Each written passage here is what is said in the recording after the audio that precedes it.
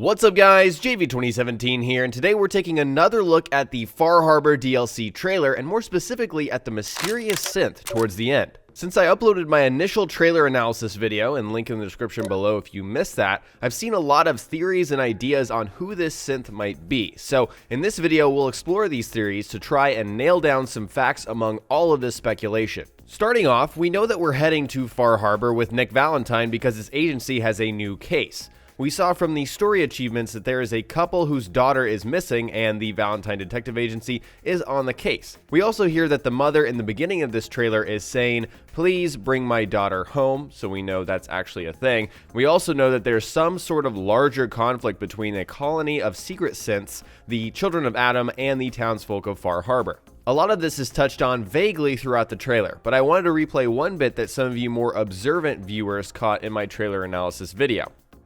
I know peace can still be achieved. Peace? You call murdering one of ours peace? So that first part, "I know peace can still be achieved," is clearly a synth voice. That's the same synth voice that we've heard in the vanilla game, and it just makes sense that Bethesda would use the same voice filter there. So we know that indeed is a synth, we just don't know which synth it is exactly. And then of course, we have some really angry guy firing back at this synth, and that points to the larger conflict, I'm sure, in this DLC that we just can't understand through this trailer by itself. And during those dialogue scenes, we see the observatory while the synth is talking, and if we look at the synth towards the end of the video, that looks like the inside of the observatory with a telescope inside, so it's not much of a leap to say that that is indeed the synth that's talking. And while the angry guy is responding, we see the townsfolk, so it's not a leap to say that that's the townfolk getting angry. And so now that we have all of this established, let's look at the synth at the end of the video. Careful, this could get out of hand real fast.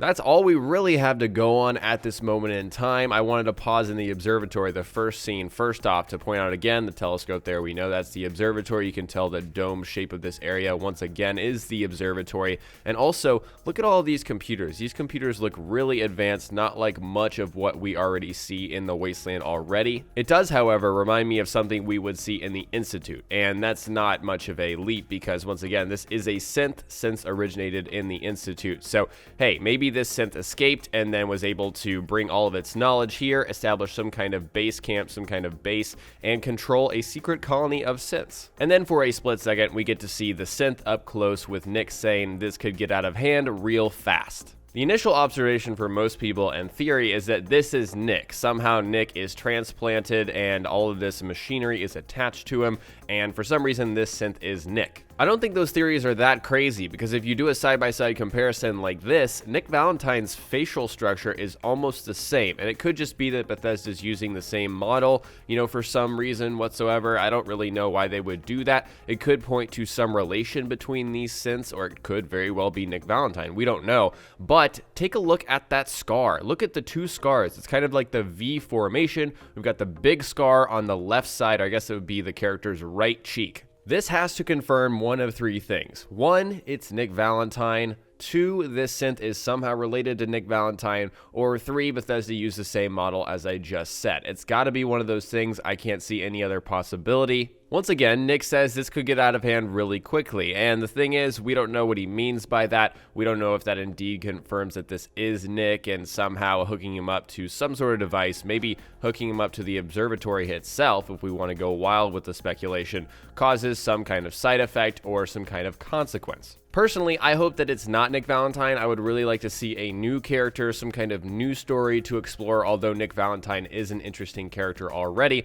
I want to see some kind of new synth and see what their story is and why they're leading this colony of synths, and on and on and on. The wait before release always seems to be the time for wild speculation and really exploring what we have so far. So I'd like to hear from you guys after watching this video. Do you think it's one, Nick Valentine, two, somehow this synth is related to Nick Valentine, or three, they're just using the same kind of model and repurposing it? I guess 2 and 3 could technically be true if it's a different character using the same model, but it's not Nick Valentine, for example. So anyways, guys, let me know what you think about the possibility possibilities in the comment section below. Alright guys, today we speculated on the identity of the synth at the end of the Far Harbor trailer for Fallout 4, and next time we will cover more Fallout on my channel, so stay tuned for Fallout 4 tips and tricks videos.